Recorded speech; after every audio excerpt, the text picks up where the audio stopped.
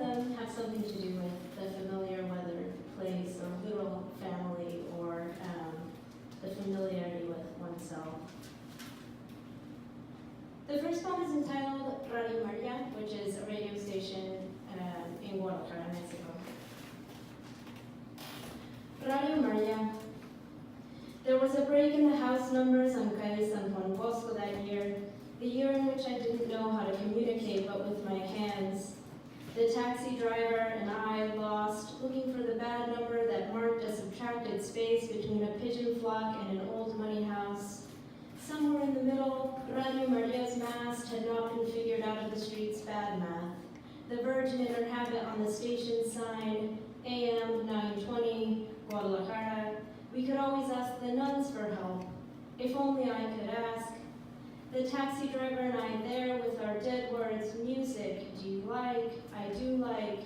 The taxi driver throws up his hands and goes, alone, Radio Maria minus pigeon flock plus old money house equals key left for me to the bad number apartment where I will live for years, and the neighbor will die and the newcomer will drunk drive his car into the sidewall and the tree will receive lightning and the pigeons will tear the street straight up from the world when they take off. But the building will never fall, the blank door will never be painted any other way but blank, and Radio Maria. Radio Maria sends her signal out to the city, Radio Maria sends her signal out to the ocean. I believe it was at the end of the city, when I believed the city was a city made for the sea, and if only I took that street and not this one, I would end up on the border of land and all the ocean's time voices. If I forget that the ocean is not really there, it will be there again. And Radio Maria sending her voice against time. Radio Maria saving lost souls of maritime tragedies. Radio Maria breaking high, breaking low. Radio Maria hymning to fishermen. Radio Maria casting a net and coming up full of dead words. Radio Maria listening to the amplitude modulation of my mind, though I've never listened to hers. Radio Maria knowing how it ends, knowing how to end it. Bad math. Radio Maria minus bad number plus dead words equals the key won't be left, the neighbor will not die, the newcomer won't new come, the wall falls, the tree falls, the street has no place but the ground, and sound does not a metaphor make.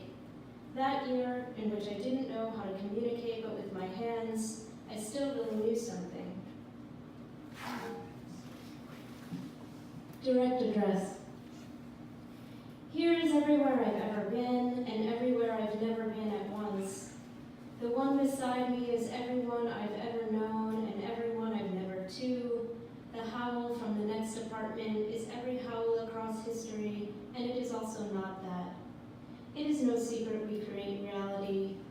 The storm settling over the city where I am now is the storm settling over my past haunts, is the storm at a particular longitude and latitude on the plane of my thoughts. It is a death wish. Observe the way the trees flip their shamed and paddled leaves up to the sky of the mind, which is just the pre-storm color I like. How terrible will the storm be? How big the wave? It is no secret we create the sea. Swim with me while there's still time. It is no secret we create each other. I create your golden body emerging from the 5 o'clock surf of a good day. That's 5 o'clock my time, not yours.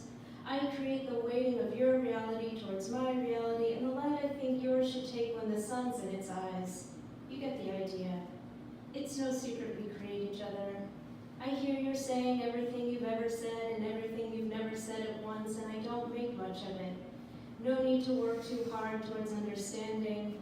I have the gilded you and the ghost you tucked away, exactly where I need them for when I need them. I even have variations. It is no secret I create what you are to me. And every so often, I observe, really observe, which is an approximation of forgetting, loosing the mind from its tether and letting the poor thing go wild, letting the mind come to terms with its opposition to the tether, letting it try to obliterate the tether and run amok amid the laws of nature. Now, because I desire you, I resist calling the mind back in.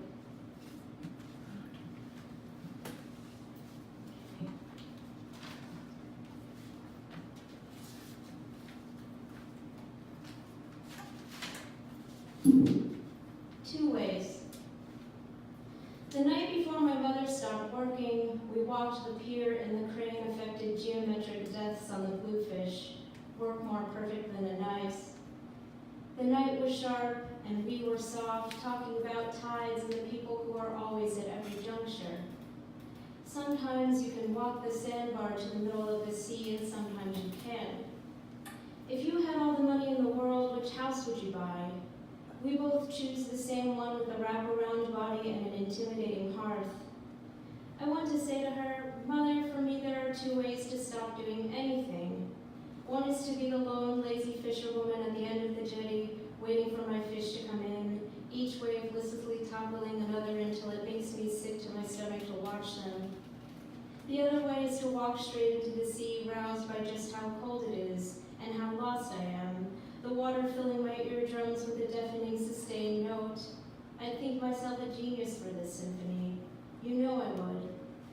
Instead, I say Mother the crane is a glutton and a slob.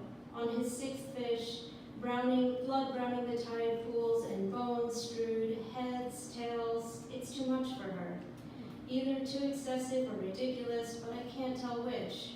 She is walking away, getting distance from me, loving me still, but with exasperation and an upward tilt of the head. How lost I am. I follow her home, a step behind her, and her thoughts, which are many steps ahead, locking the door for the night, setting an alarm, and keeping on. Finally, a love poem and a place poem named after the town, Manzanilla de la Paz. And a quetzal is a type of bird. Manzanilla de la Paz. We do know God. An eared quetzal and a dead yona pine of least concern about 3 kilometers down. Last night I looked up what other people were looking up on the internet. The etymology of God. It's what you'd expect. A red belly, an iridescent tuft. We squealed, knowing the quetzal has brought us closer. I undo 2 buttons on your work shirt and am awash for the first time in years. Why is it we don't consider enough the miracle of the body, the opus of organs and toning? Should this be allowed, my heavy hand on your breastbone in peacemaking, the surge of your circulatory system on a divine metronome? I looked it up, wonder. It's what you'd expect. It was an Orthodox monk who told me not to take creation literally, that it involved all of time, even today. Your humanness is improving with the tick of the pendulum. But this human here between beats is something to behold. I'll need to remember him, his perch, his airfoil, the span of his wings. Thank you.